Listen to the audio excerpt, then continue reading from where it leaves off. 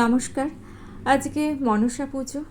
সকলে কেমন আছেন সেটা আজকে আর জিজ্ঞাসা করতে মন চাইছে না, কারণ বর্তমান পরিস্থিতিতে সকলের মনই ভারাক্রান্ত। ভিডিও বানাতে ইচ্ছে করছে না।